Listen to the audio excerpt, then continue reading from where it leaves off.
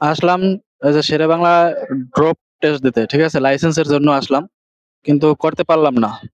এখানে নাকি ঢাকা জেলার ভিতরে থাকলে হবে ভোটার। কিন্তু আমার তো ঢাকা জেলার বাইরে।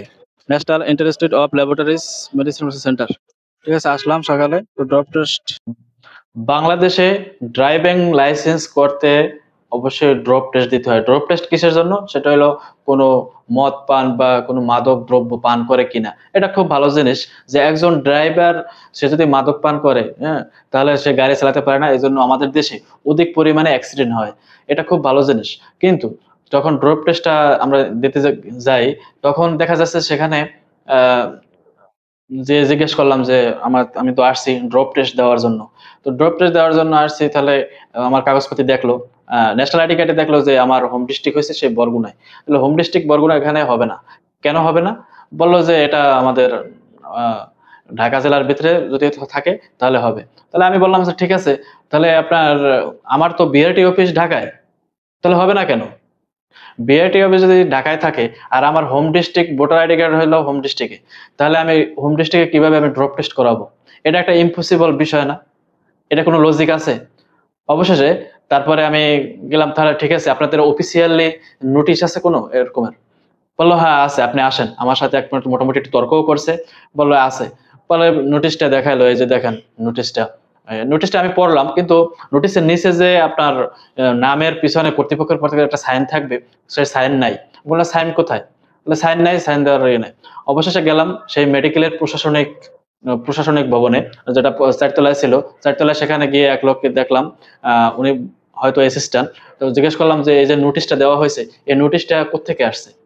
এই নোটিশটা দেখতে চাই। আমি তো নিচে যে নোটিশটা দেখছি, সেই নোটিশটাতে কোনো ডকুমেন্টস লেখাই শুধু টাইপ করা। কিন্তু কোনো সাইন-টাইন নাই। বলল যে, "না, এটা সাইন আছে আমাদের।" আমি বললাম, "ঠিক আছে দেখান কি আছে ডকুমেন্টস।"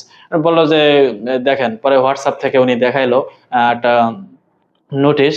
তো ওখানে দেখলাম যে ঠিক আছে, এটা স্বাস্থ্য মন্ত্রণালয় থেকে এই নোটিশটা দেওয়া। ওকে ফাইন, দেখলাম, ভালো লাগলো।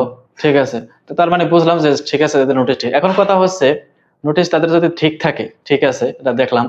আ তো এখন কথা হচ্ছে যে আসলে এটার লজিকটা কি? আমার বিআরটি অফিস ঢাকায়, আমি করব হোম ডিস্ট্রিক্টে আমি ড্রপ টেস্ট। এটা আসলে জনগণের জন্য হয়রানি না? 100% হয়রানি। এই নিয়ম কেন করলো আমি বুঝতেছি না। এই নিয়ম থেকে অবশ্যই বের হওয়া উচিত। আমি দেখছি ২০-৩০ জনের উপরে তাদেরকে ফিরিয়ে দেওয়া হয়েছে। কেন? তাদের এই ঢাকা জেলায় ভোটার না।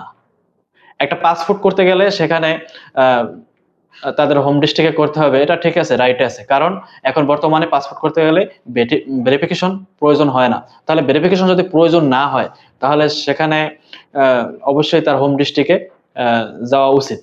আমি মনে করি এটা ঠিক আছে। কিন্তু একটা ড্রাইভিং লাইসেন্সের ক্ষেত্রে ড্রপ টেস্টের জন্য তার হোম ডিস্ট্রিক্টে যেতে হবে। অর্থাৎ ভোটার যে জায়গায় আছে ওই জায়গায় যেতে হবে। এটা একবারে ইম্পসিবল একটা লজিক। তো আসলে এটা কে করছে? বাংলাদেশ সরকার যদি করে থাকে, এটা থেকে বের হওয়া উচিত। এটা জনগণকে অবশ্যই এটা হয়রানি দেওয়া। আর অবশ্যই এই ভিডিওটা শেয়ার করবেন যাতে তাদের কানে পৌঁছায়। আল্লাহ হাফেজ। আসসালামু আলাইকুম।